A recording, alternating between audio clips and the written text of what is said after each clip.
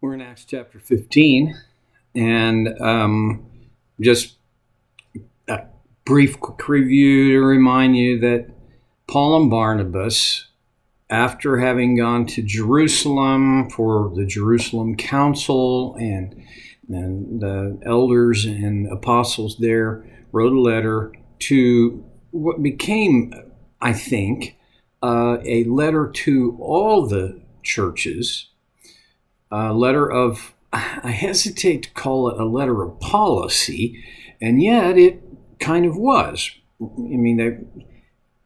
And anyway, you remember it came down to four basic things. No meat with blood in it still, no meat that was sacrificed to idols, no meat or avoid sexual immorality. These things, they were practical and spiritual. Okay. Verse 35 says, "But Paul and Barnabas remained at Antioch, where they and many others taught and preached the word of the Lord." To me, it feels like wherever they were, the message, and I don't know, maybe even their presentation of it was attractive. It attracted interest. It attracted people. Paul and Barnabas seemed to have no lack of people to teach. Okay. Well, we don't know for how long, but for an extended period of some kind, they became kind of teachers and preachers in residence among the Christians in Syrian Antioch. Verse 36. "Sometime later, Paul said to Barnabas, 'Let us go back and visit the believers in all the towns where we preach the word of the Lord and see how they're doing.'" This was a reasonable thing to do. This can't be the entire message, but there's this thing I see about Paul here. I think his first love was to find lost people and bring them to God. He was a magnet for these people. Well, he was a magnet for also for affliction from people who became his enemy, who thought of him as their enemy at the very least. Now, though, Paul is, these are shepherd's instincts to say, let's go back and check on these people and encourage them. All right. Reasonable thing to do. And I don't think, Barnabas had no issue with that we know of, but there was an issue. Verse 37, "Barnabas wanted to take John, also called Mark, with them." Now, John Mark was Barnabas' cousin. And you have to you remember that earlier on, they had taken John Mark, with them, but he didn't complete the journey with them. We don't know why. We don't know the details of why Mark decided he would not continue with them on the journey. But we get a little bit of insight here. In verse 38, "But Paul did not think it wise to take him, because he had deserted them in Pamphylia and had not continued with them in the work." In other words, from Paul's perspective, John Mark hadn't just said, I need to go home. I don't think there was an amenable separation here. Paul considered what Mark had done to be desertion. That's pretty strong. Read into it a few things. One is Paul was an absolutely missional person. Like not shotgun in his approach, but bullet in his approach. He was a man of purpose on purpose. And could it be that he read into John Mark's departure from them, discontinuing his part of or his partnership with them in this journey? Paul, I think, would have looked at that as desertion. Is it possible that John Mark was just a young guy? And this could easily have been his first time away from home. And maybe he got homesick. Maybe. But he left, and Paul felt so strongly about that. Look at verse 39. They had such a sharp disagreement that they parted company. Now, I'm going on the word of others who are scholars, who say that the wording here in Greek is not parted company, but it's the same words that would be used for tearing a garment, so that it wasn't like they agreed to disagree. No, this relationship was ripped.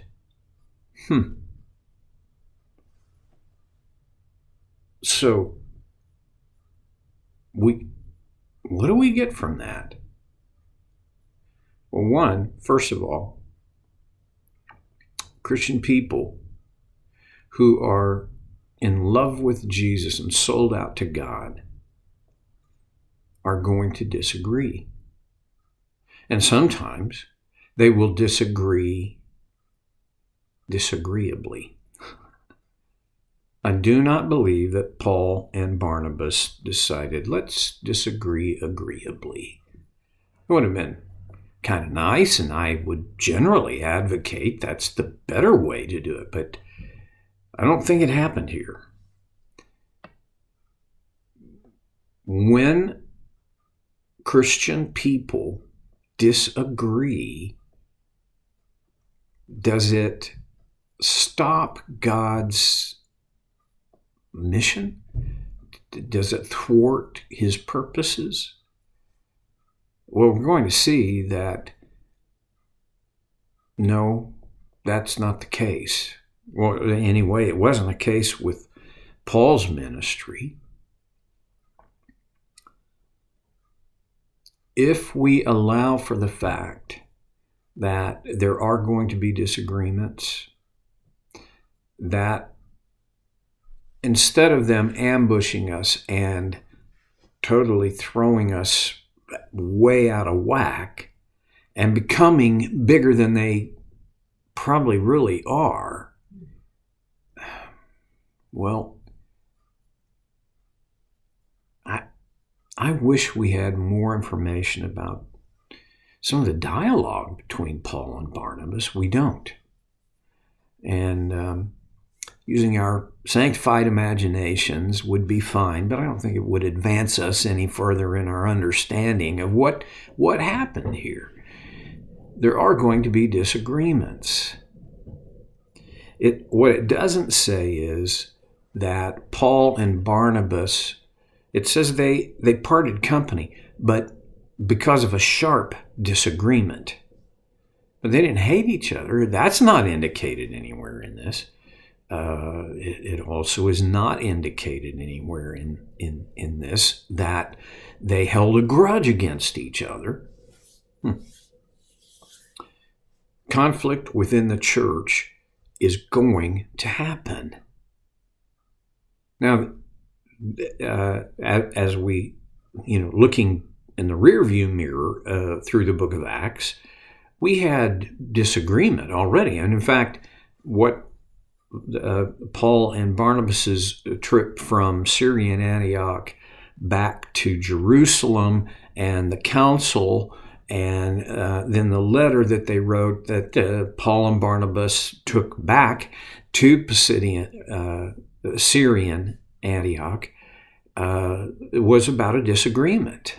It was about Jews that thought Gentiles had to become Christians, and in order to do that, they had to become Jews, which, no, there was a disagreement to the extent that they had to call in the big guns for it, the opinion of the elders and the apostles. But conflict is not the constant theme. It's not the leitmotif in all of the history and story of the development of the church. Now, resistance from I won't call them necessarily evil people, but there was a fairly constant resistance from outside forces. But internally, you don't see conflict as the constantly recurring theme, but it happens. So what do we do about conflict? That's a really hard question, because some of our response to conflict has to do with context in which it occurs. Are we talking about a broad conflict within the church? Well, see, it doesn't appear that conflict went any farther than between Paul and Barnabas here. A little something to think about. There's a reason why I think there's a reason why this conflict did not spread among the church. It's because Paul and Barnabas kept it to themselves. They didn't publicize it. They didn't try to get I need more people on my side sort of thing. There was a conflict between the two of them. Was it resolved? I don't think so. Not when by the time they parted company, I do not believe it was resolved. But it at least had not spread like cancer to the rest of the church. This sometimes happens in churches today. Conflict that could and probably should be dealt with on a one-to-one basis with the people who are in conflict, it gets sown into the larger church. I think it's very unwise when that happens. Sometimes, and I know this sounds, not very Christian, but there are times when the thing to do is to part company. If my views and your views, this was not a theological disagreement, folks. This was a personal preference disagreement. But if my views and your views are in that sharp of contrast, and we have that kind of sharp conflict, it could be that the better thing is for us to separate, at least for a while, so that we can sort through these things. And, well, in an ideal world, that would give margin for the emotion to drain out and rational thought to, lead the way.